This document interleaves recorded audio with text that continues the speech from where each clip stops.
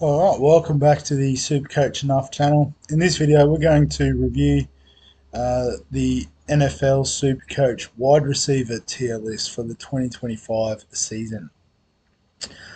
So similar to the other videos, we've got a few categories here on the left. We've got the locks, good picks, pods, super pods, the watch list, and the avoid. So there is quite a lot of wide receivers.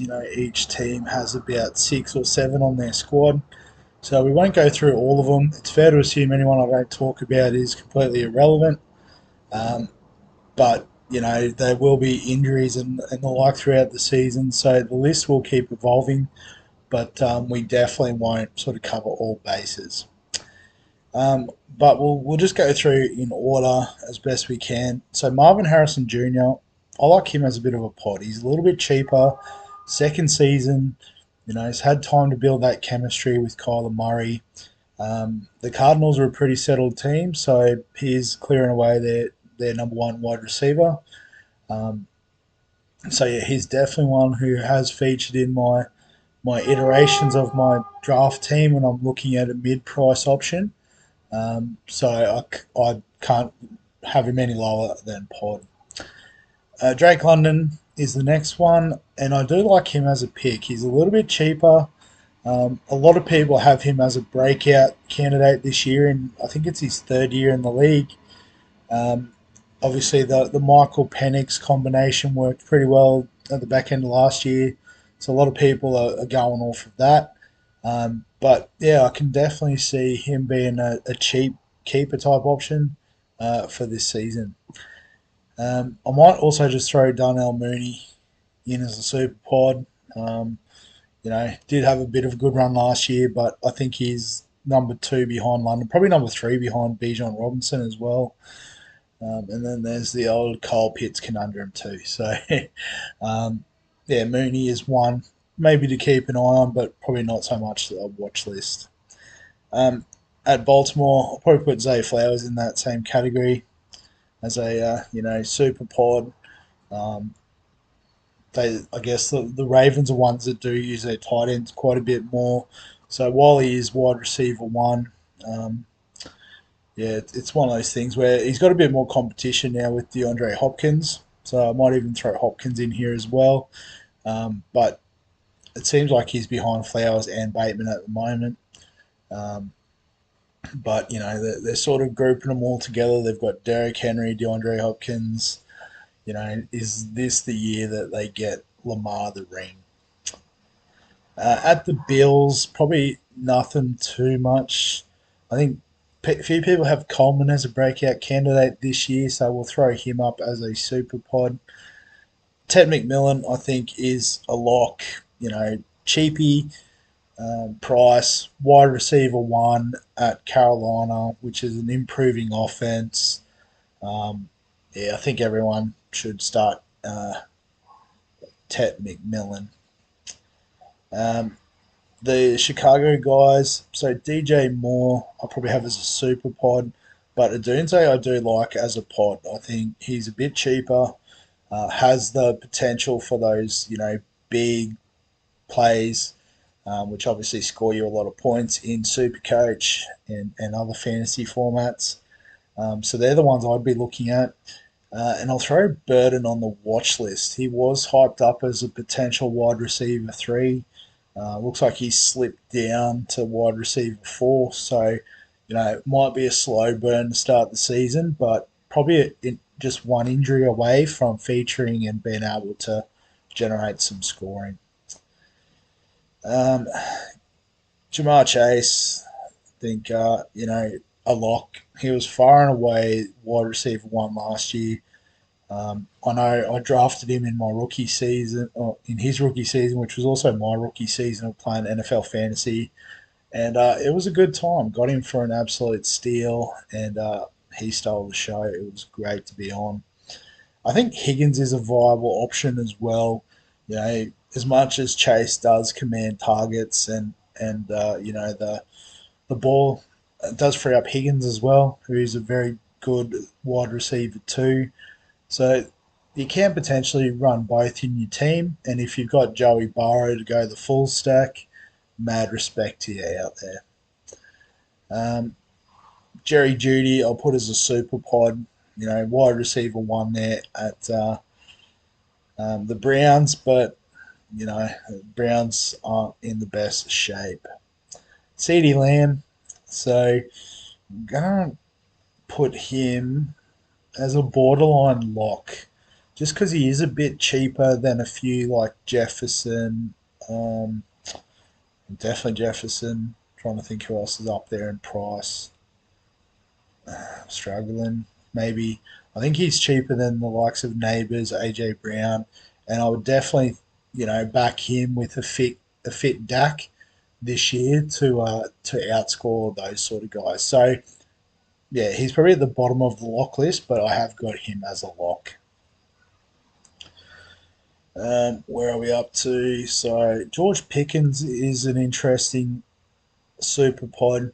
Um, has gone from being the main man there at Pittsburgh to wide receiver two at Dallas, which might seem like a bit of a downgrade, but the reality is Pittsburgh are a run heavy team.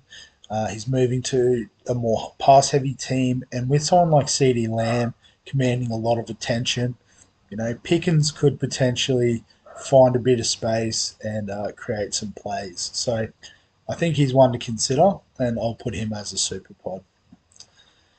At Denver, Cortland Sutton's probably in the super pod sort of category. A few people do like him.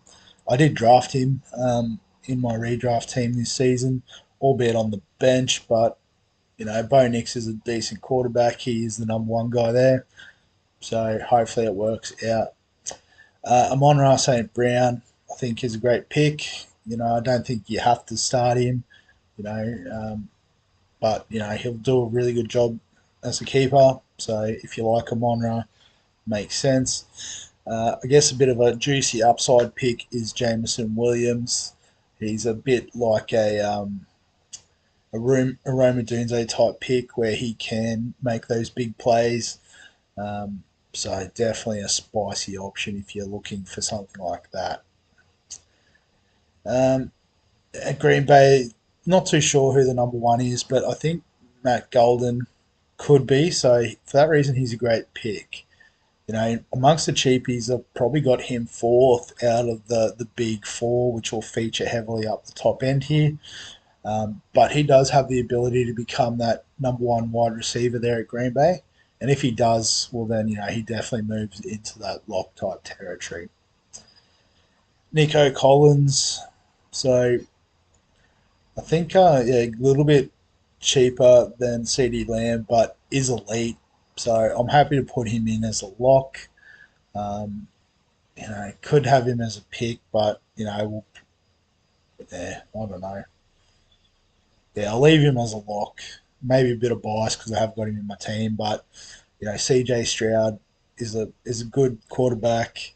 Um, they've got a bit of support around him with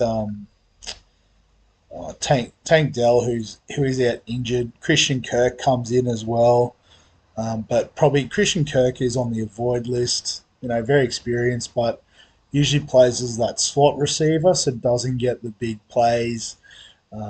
And as such, I probably wouldn't look too closely at him. I will throw Higgins on the watch list, another one who was hyped up preseason, but looks like he might start down the pecking order a bit. But things can move very quickly in the NFL world. Michael Pittman at Indianapolis. He's probably another one I'm going to put on the void just because the quarterback play around him is not great. I think you can do a lot better for the price. Brian Thomas Jr., I think, is a very good pod. Wide receiver one. He's got a pretty handy wide receiver two outside of him too, which will hopefully free up some more space for him, and a pretty good quarterback thrown to him as well. And speaking of that wide receiver two, Travis Hunter, he's another lock. Should get lots of reps in the first team. Still not 100% sure if he has the possibility of getting defensive points for interceptions when he plays cornerback. If he does, he moves straight up here as everyone needs to get on because it's an absolute cheat code if that's the case.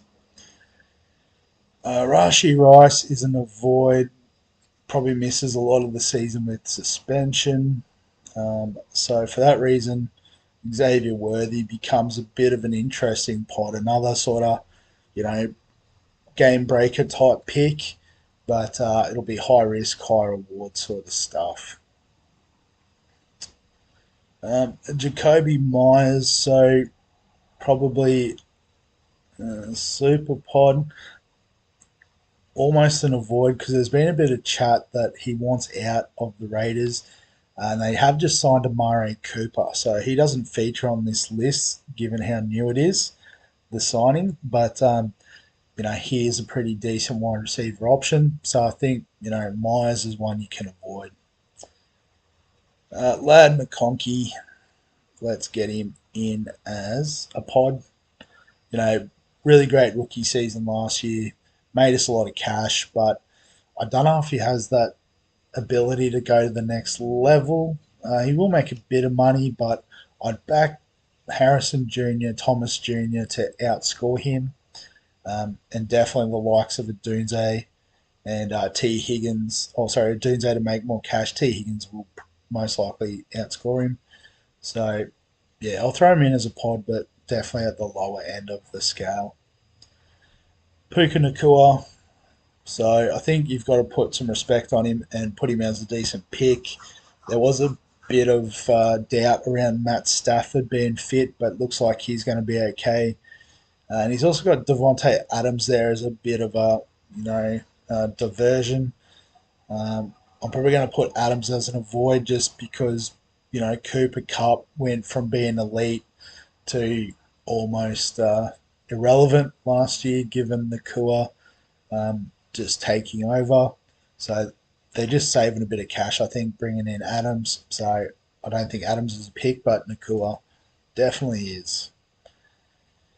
Tyreek Hill, Jalen Waddle, I think, I'll put Hill in the pod category just because of his price point.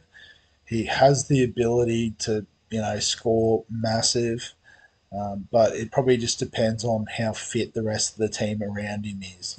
Tua struggled last year. A-Chan's a bit iffy going into this year.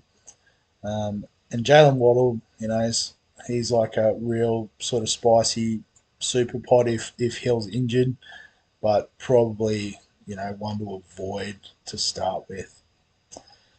Justin Jefferson, so maybe controversially, I'm going to put him as a pick just because he's under a bit of an injury cloud to start the season. But, if he's fit and clear, he easily pushes up as a lock for the season. Just elite wide receiver talent. Stephon Diggs would be the wide receiver one at New England. Probably have him as a super pod. He is a little bit older. Um, Drake May's an okay quarterback, but I think, he's not got a lot of value there, but maybe, Jags a good score every now and again. Chris Olave is an interesting one. So I'm going to put him as a pod just because of his price. I know he's only about 8 million. Not that the quarterback situation's improved around him, but probably the difference is the head coach, Kellen Moore. Really great offensive coach. I'm sure he'll find opportunities to get their main man, Olave, involved in the attack. Um, so if you're looking at, he's sort of the Isaiah Pacheco of the wide receiver list, to refer back to my previous video, in that they're priced at about 8 million. They can make some good money, score pretty well, but they're probably not in that elite category. So it's probably just dependent on your team structure and the money you've got left. Um, Malik Neighbors, so I'm going to put him as a great pick. I was had did have a couple of doubts about Neighbors. He has featured in my team at different points in the preseason. I was a bit concerned about the quarterback play, but Jackson Dart, the rookie, looks really good. They do have Russell Wilson there, who's a serviceable guy. So I think, regardless of who's thrown to him, Neighbours can make stuff happen. So I think he's a good pick to start the season. Where was I up to? Must have been about here. Garrett Wilson. So probably I'll throw him at the top of the super pod list just because he is the clear wide receiver one there. So he should command a lot of targets, but those targets will be being trying to be thrown by Justin Fields. So don't know how successful he'll be. Um, him and Olave on a similar sort of level, but Olave is a bit cheaper. AJ Brown, great pick. Let's throw him in there. And Devonta Smith is one that you could consider, but he's probably more in the super pod category than the out and out pod like Higgins, just because Philly also has Dallas Goddard as an option. They have Saquon Barkley as an option. Jalen Hurts can run the ball himself. So, AJ Brown's the main man there. Definitely a great pick. But, yeah, throw Devonta Smith in there as well. Give him a shout out. DK Metcalf. So probably super pod. Um, yeah, most of Pittsburgh's game is around the running game. Aaron Rodgers is a great quarterback, so this might be a bit disrespectful, but even then, there won't be a lot of value in Metcalf at the price, so we'll throw him in there. Um, so I think Ayuk is one we need to put on the avoid just because of the injury. Um, Ricky Pearsall is one that I'm pretty keen on. So I'm going to put him as a pod though, just because it's not clear how long Jennings is out injured, and what sort of role he has when he comes back. They've also got George Kittle, Christian McCaffrey to pass to.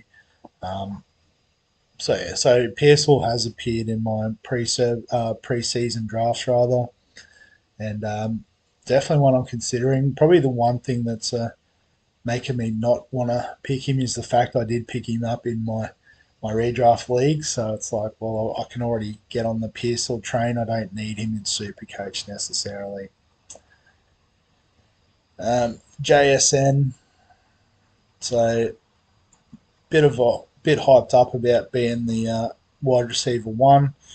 So I'll put him as a pod, but I'm not overly convinced. Um, Cooper Cup also features there, so he probably deserves a run on the avoid list just because even though he's moved and he is an elite option of the past, it sounds from all reports it sounds like a lot of things are going through JSM. Mike Evans is very solid option, so we'll put him as a pod. You know what you're going to get from Mike season in, season out. So if you like a nice solid base of scoring, here's your guy. But the one we're interested in here is Ibuka. So he is a lock. So given the injuries to Godwin and McMillan, so we'll throw Godwin up in the avoid category. So, with Godwin being an avoid, Ibuka suddenly elevates himself to wide receiver two in an offense. Baker Mayfield is a pretty good quarterback, even though I was a bit harsh on him in the QB tier list for Supercoach scoring purposes. Um, so yeah, I think Ibuka is one that you should look to have McMillan, Hunter top two, Ibuka three, Golden four if you're looking in terms of cheap wide receivers. Um, where are we up to? So the Titans, Calvin Ridley. So pretty interesting one. I'll probably put him as a pod as well. Cam Ward is definitely an upgrade at the QB position there at Tennessee. So Calvin Ridley has proven to be elite in the past. So, I think there is a possibility that he could do well this year. So I'll throw him in the pod category. And then Terry McLaurin, last one on the list. I'm not too sure between pod, super pod. He's probably one who goes a bit under the radar, but I'll throw him in as a super pod. Um, just because, not too sure what's going on there with things like the running back situation and, obviously the likes of a Debo Samuel there could take some targets away. And saying that, until he proves otherwise, I think Debo is an avoid. Um, he's struggled last year in a team where there was a lot of injuries and stuff. He was injured himself, to be fair, but you know probably has done his job as a fantasy legend of the past. I didn't have too many more on the watch list. I probably skipped over a couple a bit too quickly. Just trying to think if I can remember any names off the top of my head. I think that Tesla maybe has had a bit of hype in preseason, so maybe throw him on the watch list and have a look. Trey Harris is one. Probably should give a mention to. Given Quinton Johnston appears to be a bit injured, Harris could easily become a starting wide receiver there. Jordan Addison is suspended for the first 3 weeks, so he's an avoid to start the season. Um,